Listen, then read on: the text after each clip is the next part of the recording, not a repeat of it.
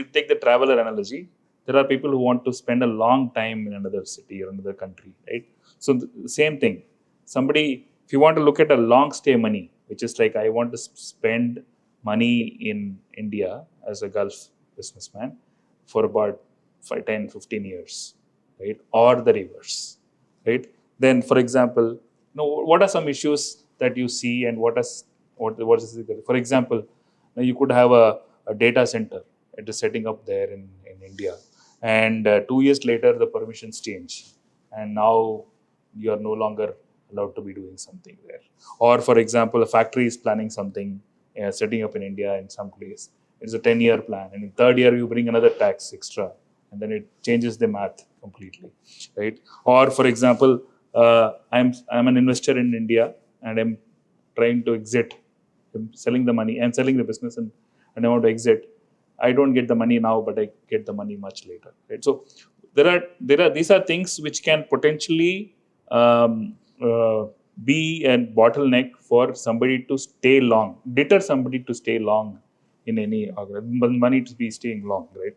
So, from your understanding of how businesses operate in India or the Gulf, right? What would you say are 3 must-haves so that long-term money can be possible, so that I don't really worry? I think I'll start with, one of our panelists mentioned that India's ranking on ease of doing business. Ease of doing business. We are still in the 60s, and we have not progressed as much as other countries have, especially these countries. So that's, if I keep that as a measure, and then look back and see, okay, what are the barriers that are happening? Corruption, of course, is one big thing. Political flimsiness. So if you align with a government and another government comes in, then you're going to be disadvantaged. So political affiliations are very, very important. These 2 factors definitely. That's more of what's stopping us. Right? Correct. So if you had to flip the thing and say, what are some things that you would like to have, so that simple certainty. Whichever way you look at it. Transparency. Transparency. Certainty. I mean, like, we talk until cows come home. America, America, America. What's happened in the last 6 months? The world is going crazy. Unheard of things. Again, what I would expect as an investor or as an entrepreneur, certainty. Certainty of policy, certainty of government, certainty. Anything to do with certainty. We need certainty. Wherever you want to be in the world, you as a family member, if you walk into a community of a gated community, you expect some certainty. You don't want the next day they will change the law and that your neighbor should not be from this nationality. What would you do? Yeah. Surprise certainty. Changes. Simple. No surprises. I mean, the world is evolving at a pace wherein if we can't align ourselves to give that confidence and say that, okay, whatever you do, there is certainty here. The policies will not change overnight because Modi left, somebody came. No. The certainty is we will be friendly when it comes to trade policies. Not that today I like UK, I will be in bed with them, tomorrow I will be... No.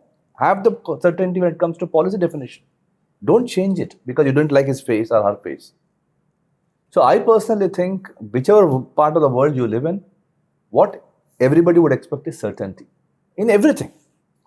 And you define the certainty, whether it's policy or I leave it to you. But for me, what matters? Certainty. No surprises. When somebody knows data center example you have taken. I am from IT. I lived in UK enough. Until GDPR came, there was nothing called data. Then GDPR came. Then everybody copied GDPR. Now, in the same country where I'm living, people first, Amazon was in Bahrain. People have hosted their data in Amazon in Bahrain.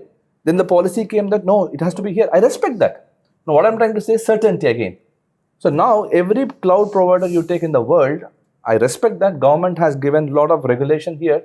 Now, whether it is Amazon or Azure or Oracle, everybody have their data residing in UAE. And there is a lot of sovereign cloud, which I respect. But the question here is, I respect, you define that and maintain that certainty. Data center is one example. Now we are talking about attracting the best of the best data centers from the world to India, which I respect. But what if tomorrow our Indian government change the policy overnight? You will create your own reputational damage. Yeah. So certainty. I'll stop there. Anything else you think? No, so I was just saying, I think to the same point, but I feel for capital to stay long term, I think two things in my view are important. One is currency, and I think currency fluctuations, again, certainty. I think that always worries the investor, and then you can lose value of your money for no fault of yours, despite doing the best investment. So I think currency stability, I think is very critical, which this region definitely provides for. Although most of the countries are pegged to dollar in that sense.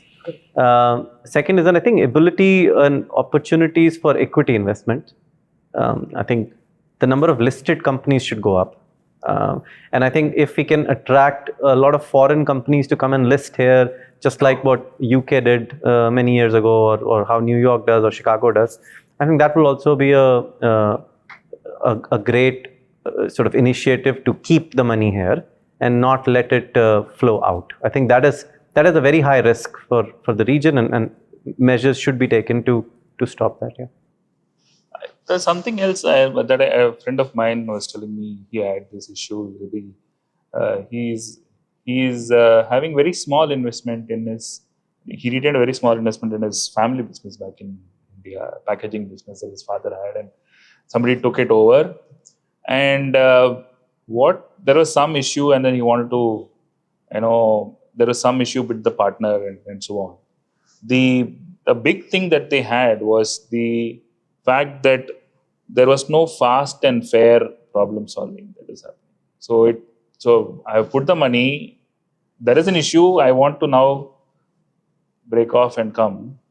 The ability to be providing quick resolution, it's probably something that Absolutely, I think that's a very good point. Judicial system, the arbitration system, there's such a huge backlog, and it is so slow and cumbersome from a investor's perspective, a company which comes in, that's a deterrence.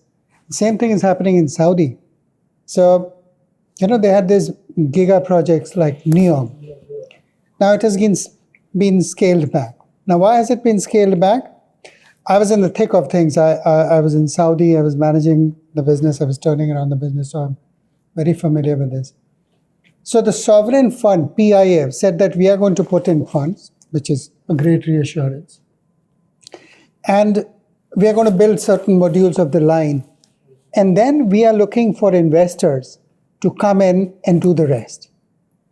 Now, they did a road show all over the world, in Europe, US, everywhere, trying to get investors. They didn't get investors. People were scared to put in their money, although the PIF put in the seed capital to initiate the projects. But they did not have the confidence that their the investment is going to be secured, right? Now, why is that? It has to do with the frameworks and the policies, the stability of that, the certainty of that, the point that you made, predictability and transparency is not there. So they started one policy saying that now you have to have your regional headquarters in Saudi. Now, I really evaluated that to pros and cons for my company, that should we have a regional headquarters there, move out of Dubai and put it there.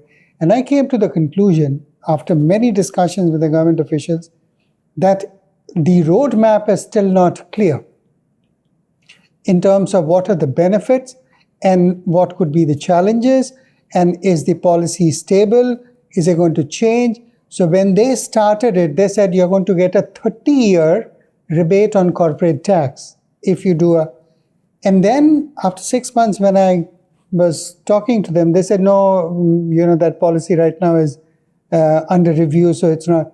Now, this scares a Swiss investor sitting in Ebicon. Hey, what are you talking? You told me 30 years of tax-free. Now you're saying, no, it's no longer valid.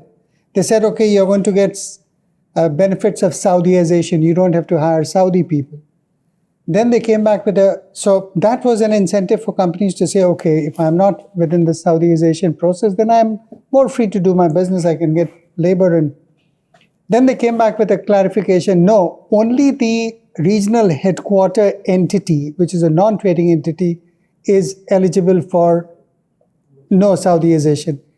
It does not have an impact on the rest of your operation. So a Nestle or a Schindler now, I mean, so now you are in a quandary as to, okay, this policy, my understanding was one, now it has changed. So these shifts and changes scare away investors. And that's the reason now NEOM is scaled back, because there are no investors. Bilateral treaties for investment protection, which a lot of countries sign bilaterally, that is still not clear for Saudi. Even for India, it is not clear. So that's one barrier, even within India, that you do not have with Switzerland a bilateral protection of your investment kind of a treaty. No, sir, actually, what your point is also very correct. No? You started off with that ease of doing business, number 63. No? So let us talk about the GCC countries in India. The GCC countries are very small, and we have got 28 states. Now we are ranking the whole India on the 28 states ranking. So if I can ask you, an Indian, where you'll put the money, UAE or Saudi, probably you will come with the right answer. But the same people go and ask which state you'll put money in India, he does not have the right answer right now, in my opinion, right? So probably when we try to do the ease of doing business ranking and all, maybe as you rightly said, the poster, right? That's the point that what you made, sir. The India as a country to poster, of course, we are a very diverse I country. think you have hit the nail on the head. In India, if you ask which state people want to invest, it's Andhra Pradesh, Chandrababu Naidu, because he has promoted in his previous tenures, he has given the consistency of policy, and now Google has opened the biggest data center in the world. Why? Bangalore is not a good place? Why Chennai is not a good place? No. The reason is how you promote, how you posture. And to be honest with you, you're absolutely right. If you take 28 states, Northeast would be having the worst. But again, when you come to South India, whether it is Tamil Nadu, Karnataka, or Andhra Pradesh, or Telangana for that fact, all this would be in a better place when it comes to ranking. If you only take these 4 states for ranking, you may be in 15, top 15. Exactly. At least India should come with a north, east, west, south, 4 rankings, so that people will be interested to invest. Now take the numbers. Take the FDI in India in the last 10 years. See which states got it. South India, 3 states got it after Maharashtra. Why? Now, no difference. It's consistency. Tamil Nadu, brain.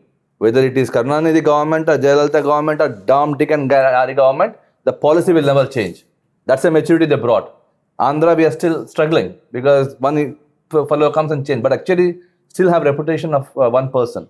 But if you take Karnataka, they are still trying to. But Tamil Nadu, if you look at South India, they enjoyed that consistency. Irrespective of government, they maintained the consistency of policy. See, again, bottom line is there is no rocket science. Give that certainty.